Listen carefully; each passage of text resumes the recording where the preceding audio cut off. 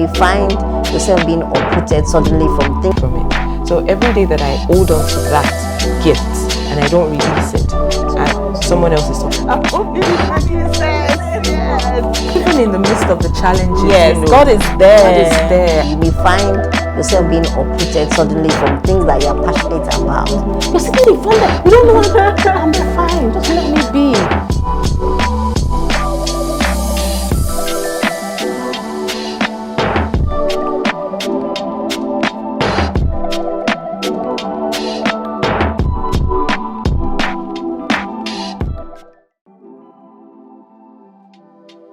Toyin Adeshola is the Executive Director of Sickle Cell Advocacy and Management Initiative, popularly known as SAMI, a non-profit organization based in Lagos, Nigeria.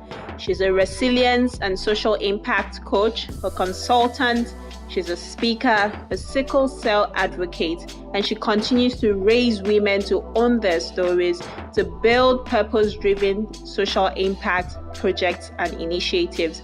We're excited to have her on board today, our conversation at the well.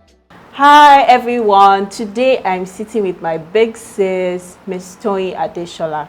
An interesting story, I actually met her at one of the events that ACT Foundation organized sometime in 2021, and we had such a great time talking online. Unknown to me, she's actually my husband's childhood egg-born in Yoruba, like they say. And I told my husband, I met someone online, and he was like, I've known her all my life. And it was just a fascinating story to me. And I'm really honored to sit with her as I hear her talk about the work that she's doing with SAMI, which is a sickle cell advocacy and awareness non-profit organization based in Nigeria. I hope that everyone who listens to this conversation would receive the insights, and experiences that she has gone through personally, and how she has been able to overcome, various challenges to live a life of impact and influence for the kingdom. So, welcome. Thank you very much. I'm so excited to have you here. Thank you. Yeah, and I think my first question for you would be, tell us about some of the challenges that you've faced and how. I know that's a book. But for your audience, I was born with sickle cell, like 56 years ago. Wow. And back then, sickle cell was not really known. Everybody used to just think, oh, it's either the typical Ogbanje. But my parents were a bit more enlightened. Okay. Because they were both medical people, and nobody knew much about it. But when they got to Nigeria, they left US for Nigeria before I was born. So I was born in Nigeria. And they were like trying to figure what's wrong with me, what's wrong with me. Went from one doctor to the other. They finally figured out I had sickle cell. Wow. Now, it's one thing having sickle cell, but one of the challenges of sickle cell is the complications, apart from the sickle cell crisis, the pain crisis that we had. And unfortunately for me, or maybe God was just preparing my way for a different journey, I had every single complication under the sun. So at the age of 13, I had a challenging experience in the hospital, where after being admitted for a while, I was on bed for over 3 weeks, and I decided to change my position, and my hip snapped. Found that it was dislocated. They had to do POP. I was in POP for 6 months, and the POP was like trousers. So you know how POP is hard. So you cannot move. You're just lying in bed. So I was there for about 6 months. From there, I transited to using crutches. And because of that, my parents felt, oh, you still have your sickle cell crisis issues and all that. Maybe it's better to just leave school and just stay at home, because by now I'd already mixed a lot of sessions. My friends had moved on to Form 3, and I was just about entering Form 2 when this whole thing happened. So for years I was in the house. I went through a lot emotionally, mentally, to the point of thinking about suicide, even trying to attempt it, which thank God it didn't work, because I think I didn't I always joke that thank God I didn't have an understanding of how much tablets you're supposed to take. All it did was make me sleep. But I had different things from the dislocation of the hip. I had what you call leg ulcers, which are wounds that don't heal. They can last anything from 3 years to 10 years and refuse to heal. I had so many surgeries for different issues, and so many blood transfusions as someone living with sickle cell. So the hospital was basically like my second home, you know.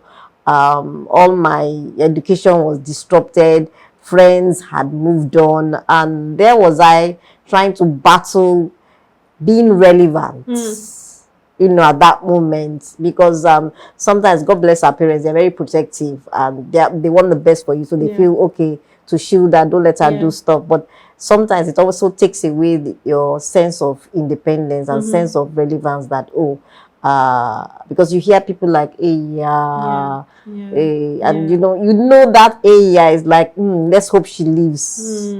You understand? It's not the you know. So looking back, a lot of people, including external family members, I don't think they expected me to get to this level, because there was always that mindset of let's just hope that she just manages to leave.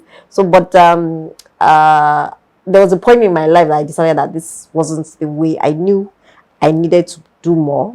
I needed to be more. And that's when I took a turn to decide that what is it is it for me, because I used to question God, that why me. I used to write journals.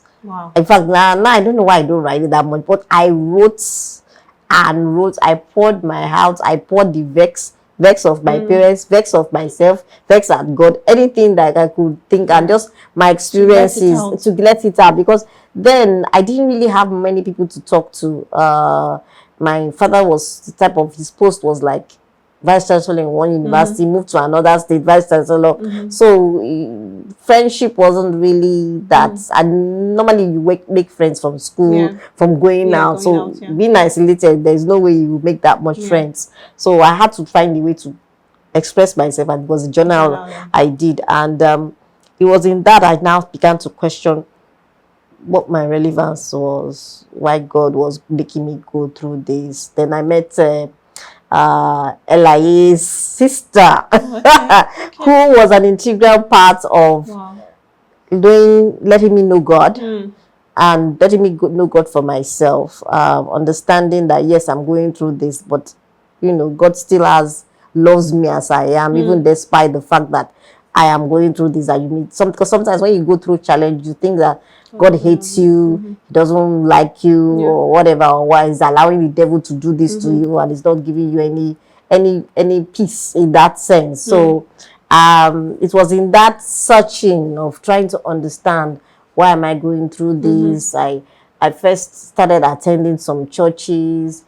I wasn't really, you know, it was just there because I was still going through a lot emotionally.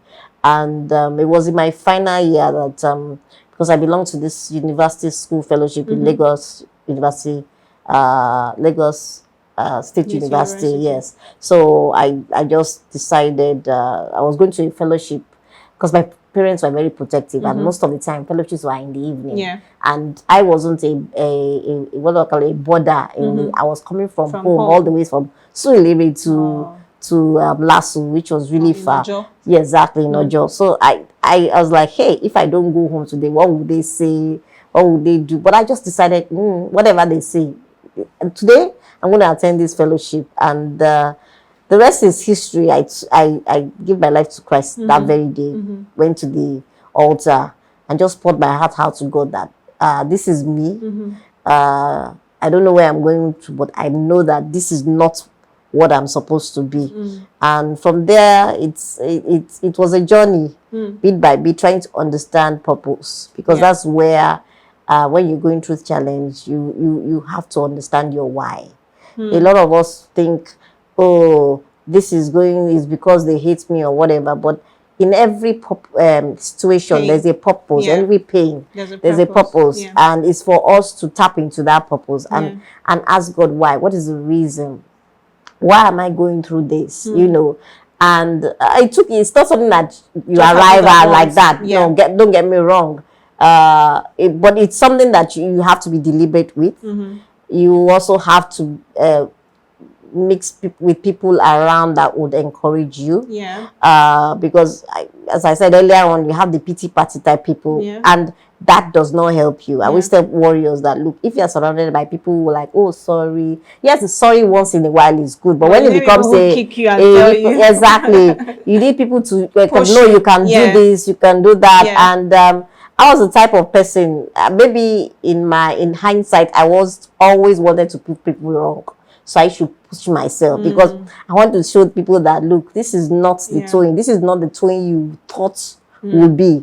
So I pushed myself in a lot of things. I ran a baking business. I pushed myself till God yanked the baking business from me and decided that this non-profit journey is where I'm going to be, lead you. Yeah, and that's after I wrote my book. And in writing my book, I found the healing process because then I was able to gather all the journals, read all the stuff that I talked about, and I used to smile that, you mean I was like this? So sometimes you just wonder that, okay, as I'm writing this thing, it's not a big deal too much. Yes, it may seem bad at that point in time, but by the time you've overcome it, you look at it and reflect, okay, these are lessons I could learn from here. These are things I could take away. And I use that as a push to where I am. And then God just said, okay, this is where I want you to go from now on.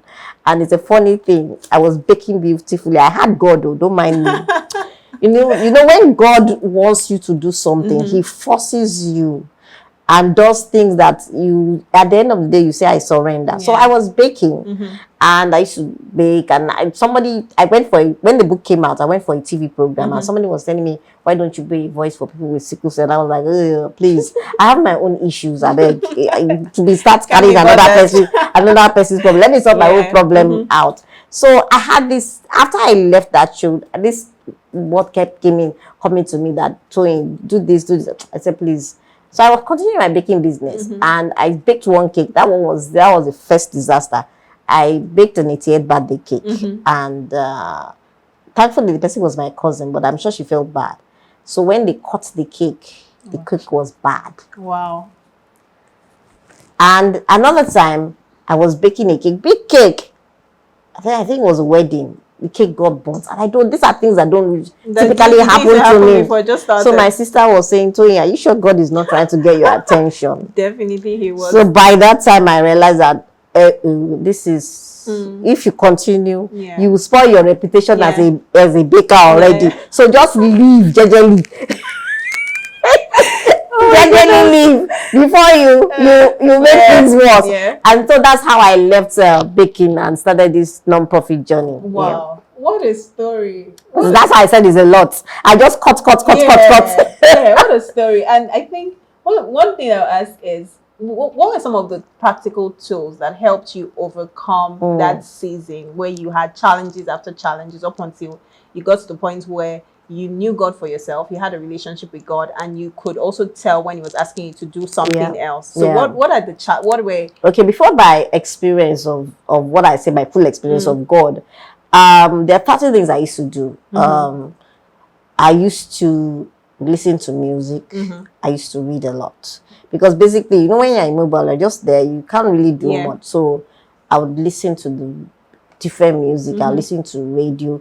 In fact, people used to joke that up till now I've not traveled, but I'm more enlightened than somebody who has, and I use that as a cushion to understand myself, to build myself up. I'm not going to school, so might as well, so until I got to even university, which was another struggle. That's another story. But I use those things, and people around me, those were the greatest impacts. People around. That's why I said, don't look for people who pity you. Look for people who will encourage you and believe in you that you can do this. And those were the things I leaned on. Earlier on, before I entered university, I had all that pity party. By the time I entered university, I made friends. There were several friends I made, and they just encouraged me. There were times, even when you're doing your exam, and the thing about crisis, it doesn't tell you, hello, I am coming. So you're in the exam hall, doing your thing, and next minute it hits.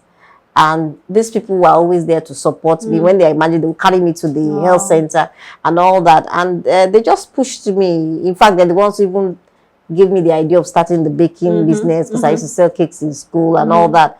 And having that support, I tell people, especially with living with sickle cell, your mental health, your level of support, and your faith in God are two strong things you need to go on in life.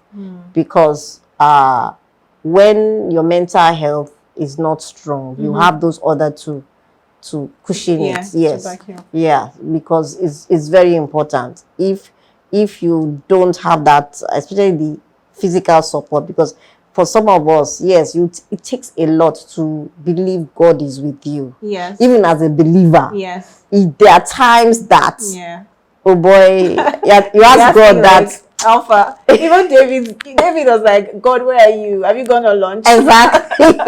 So you need those type of people. And I had a number of them. One of them was my very good friend and the wife of my doctor.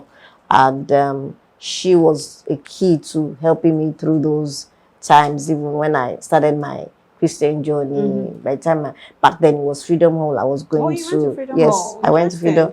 Were the foundation people. Wow, Before Freedom Hall were a Papa family. Yeah, They will now family. move to Freedom Hall officially. Wow. And I met some people there. One of them was this lady, and there were a number of them. In fact, I remember one of them was, I was sick in bed, and one of them, she didn't know I could hear her. But she came in and she was like, every time that she feels down and she doesn't feel like doing anything, she thinks of me and what I, even though despite what I go through, and that encourages her to push me. I was like, wow. So you mean some people even me and me, and I always have this joke that God is a very interesting person. The time you feel like giving up, that's when he calls or gives you somebody to go and encourage. And there are times that even with this NGO journey, there are times that like, God, I'm not doing it again. I'm tired. And that's when you now bring somebody to call you. I have a problem. And you're like, oh God, I said I'm not doing it again. So in fact, I'm going to ask you, so having gone through all of these things you've gone through, how do you find the strength to help other people through SEMI? I think it's understanding, like I said, purpose. This is what I was meant to be. First of all, helping others because of what I've gone through. Helping them with their emotional health, with their physical health, and stuff like that. Because I see we have a lot of broken people. We do. Forget the physical strength part, but generally we have a lot of broken people.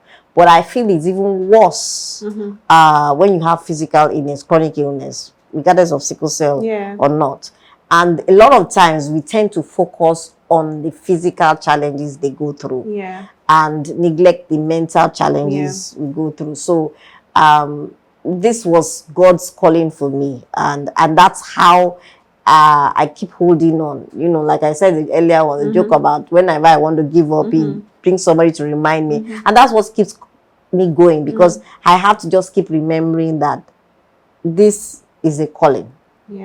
I was sent to do this. So you cannot afford to give up. You know, because let's face it, there are times you yourself are going through pain, and people used to joke, oh, Toyin strong woman. I had to even vex with some people. I said, please don't call this strong woman again, because it's as if because you think I'm superwoman, you forget that even me, I go through emotional, I need that support and all that. So, but I think it's just that recognition that, okay, this has been given to me like a pot of blood, and I shouldn't let it fall. You know, and whatever I do in whatever aspect I am, I have to just keep doing it. Not necessarily in sickle cell, could be another way, because in life we move from one thing, but the purpose is still the same. So in understanding your purpose, you have to know your why. And I realized that for somebody who didn't go through what I go through, talking to somebody who goes through what I go through. can't It may relate. not be, you cannot, they may not relate, but I can Yeah. tell somebody, I understand how you feel. Yeah. I've gone through A, B, C, and D. So I can understand how, I can understand your pain. I can understand your frustration. But these are the things I lean on. I'm not one, when you talk about my Christianity, I've always said, I'm not the gym But you prayer, but I understand that essence of God in me, the strength of God in me, and the equipping that He gives me through the Holy Spirit to do so many things. And that's what I continually tap on. I love listening to music. So when I'm down, it's not prayer I'm ending to, it's first the worship. And I find that I find it calming and healing, because I find it gives me a sense of purpose that, okay, yes, despite all that you're going through, all will be well. And it's just for a season. Yeah. Wow. So what I hear you say, that each of us, when we go through pain, there's a purpose in the pain that we go through. Yeah. It's also important for us to understand who we are in God. I hear you say that, and understand that we're loved by God. Yeah. Regardless of whatever even if it's a bad situation, we can trust that God can use it, to bless other people. That other people can be blessed through our pain. Exactly. You get what I mean?